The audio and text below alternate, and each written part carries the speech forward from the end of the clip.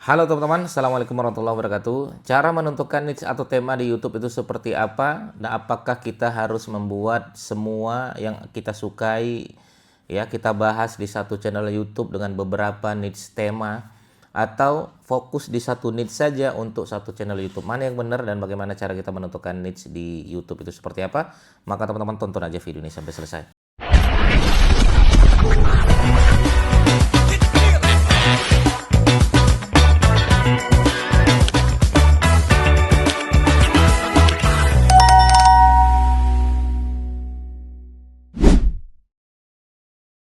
Oke ya, teman-teman sekalian, bagi teman-teman yang saat ini berjuang di channel YouTube, biasanya pertanyaan yang sering terjadi adalah, Mas, kita tuh bikin random aja atau fokus di satu niche saja, begitu ya. Nah, sebenarnya kalau saya pribadi, saya menyarankan teman-teman fokuslah di satu niche saja gitu kan, atau satu tema saja. Dan bagaimana cara kita menentukan satu niche tersebut? Sementara kita tuh bingung nih mau milih niche apa gitu kan. Oke, kita akan bedah teman-teman sekalian seperti apa cara kita menentukan niche atau tema di channel YouTube kita. Oke, silakan dicatat ya teman-teman atau pahami konten ini dengan jelas ya. Pertama, ya fokuslah dengan yang paling kita sukai dulu teman-teman ya. Contoh misalnya ya, kebetulan teman-teman emang suka memancing, ya sudah bikinlah konten memancing. Emang suka matematika, bikinlah konten matematika. Ini paling yang kita sukai dulu ya. Kebetulan saya dulu pernah suka jalan-jalan, saya bikin channel YouTube Didik Arunsa Family teman-teman. Saya kebetulan suka mengaji gitu kan, saya bikin juga channel namanya Didik Mengaji. Saya kebetulan suka SEO atau digital marketing, saya buka channel YouTube Didik Arwinsa gitu. Dan banyak konten-konten saya emang satu niche itu satu tema itu satu channel YouTube. Makanya poin pertama yang harus teman-teman pahami ketika teman-teman mau bangun niche apa yang harus teman-teman bangun, maka yang pertama adalah pastikan itu adalah konten atau topik yang paling teman-teman sukai. Ya, maka siapa yang betul-betul memahami apa yang paling kita sukai? Diri kita. Ya. Nah, saran saya apa yang paling kita sukai biasanya adalah aktivitas kita sehari-hari. Misalnya aktivitas saya sehari-hari emang mengajar digital marketing, makanya apa yang saya ajarkan biasanya saya ajarkan lagi di channel YouTube saya, namanya Didik Arwinsa. Nah, itulah saya bahas digital marketing, ada SEO, ada ya, digital marketing YouTube, digital marketing dulu saya pernah bahas e-macros ya, digital marketing secara umum Facebook, Instagram, TikTok dan lain sebagainya. Ya, dan saya lebih fokus di digital marketing di SEO ya, teman-teman ya. Tapi nanti teman-teman bisa lihat di situ Didik Arwinsa ya. Nah, itulah kenapa cara kita menentukan niche atau tema itu fokuslah dengan apa yang paling kita sukai dulu. Itu dulu teman-teman sekalian. Oke, yang kedua. Nah, fokus yang paling kita sukai ini kan memang setiap orang berbeda-beda. Ada beberapa murid saya memang tugas dia, kerjaan dia mancing tiap sore ya. Kadang tiap sore selesai dia kerjaan, ya pagi sampai menjelang sore dia tuh kerja di pabrik gitu kan. Dan dia habis asar itu dia mancing teman-teman ya, emang itu aktivitas yang paling dia sukai, mancing. Nanti pulang menjelang maghrib dia sudah bawa ikan gitu. Nah, kegiatan mancing dia inilah yang dia jadikan konten, karena itu kegiatan yang paling dia sukai. Ada beberapa teman-teman saya emang dia kegiatan paling dia sukai yang main game ya. Nah, main game inilah yang dia kontenin ya. Ada lagi teman-teman yang kegiatan yang paling dia sukai adalah emang senang mendaki gunung ya. Dia kegiatan mendaki dia itulah yang dia kontenin gitu ya. Itu yang pertama. Yang kedua adalah kalau pengen menentukan niche itu fokuslah dengan apa yang kita ahli di bidang tersebut. Ya, nah, saya menyarankan teman-teman harus ahli sih.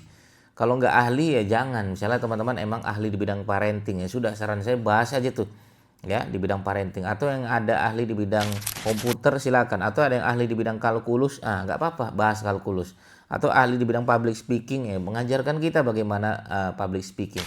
Ya, ada ahli di bidang hitung tentang keuangan ya, bagaimana strategi menghitung pengeluaran dan lain sebagainya. Itu ya teman-teman bisa bahas itu gitu kan. Karena sesuatu yang ahli itu enak sekali. Nah, bagaimana kalau kami tuh nanggung-nanggung, Mas Didi? Ini sering terjadi ya. Kami tuh sebenarnya bisa, tapi nggak terlalu ahli. Bagaimana dengan kategori seperti itu? Saya pun sebenarnya dulu tuh nggak ahli-ahli banget, teman-teman. Sampai sekarang pun saya merasa saya nggak ahli banget gitu, digital marketing, SEO, dan lain sebagainya. Semua orang pun pasti merasa dirinya, kayaknya masih ada yang jauh lebih ahli daripada kita. Nah, sebenarnya rata-rata seperti itu. Maka poin utama adalah, saran saya teman-teman, caranya lihat dulu. Ya, ini cara saya pribadi adalah saya lihat kompetitor itu ngapain.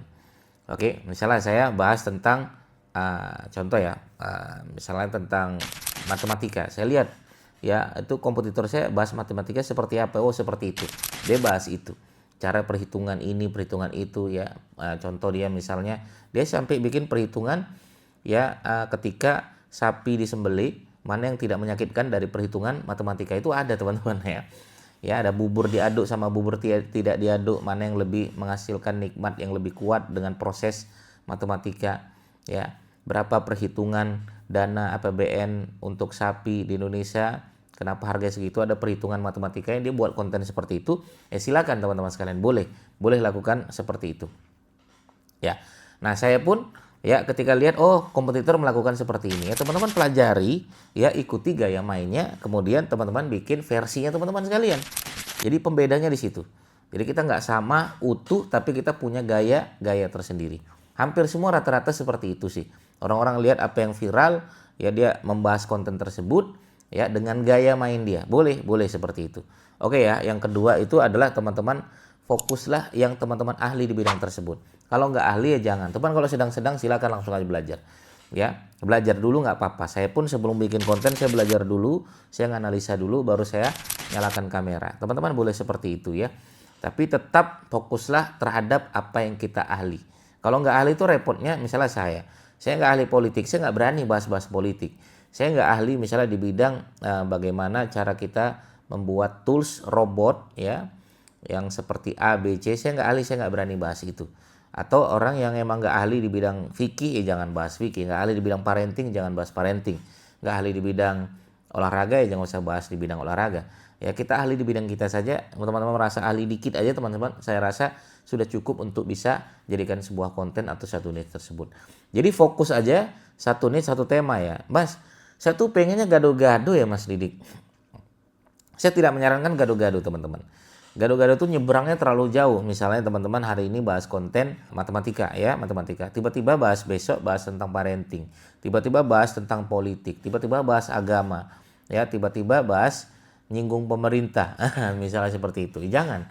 Ya, fokuslah dengan apa yang kita ahli, satu niche, satu tema, satu channel YouTube. Sehingga dari situ orang mau subscribe kita. Sehingga dari situ orang mau nonton video kita. Ya, nggak apa-apa niche kita sempit ya, nggak apa-apa. Ya kategori kita sempit, tapi kita niche satu itu jauh lebih baik menurut saya. Ya jauh lebih baik. Kita kerucut tajam di satu titik daripada kita tumpul di semua titik. Ya itu menurut saya ya. Jadi teman-teman pahami dari situ. Oke, yang ketiga juga penting teman-teman sekalian. Ya ikuti apa maunya pasar. Nah ikuti apa maunya pasar ini seperti apa ya Mas Didik? Nah, permintaan pasar. Contoh, ini contoh ya.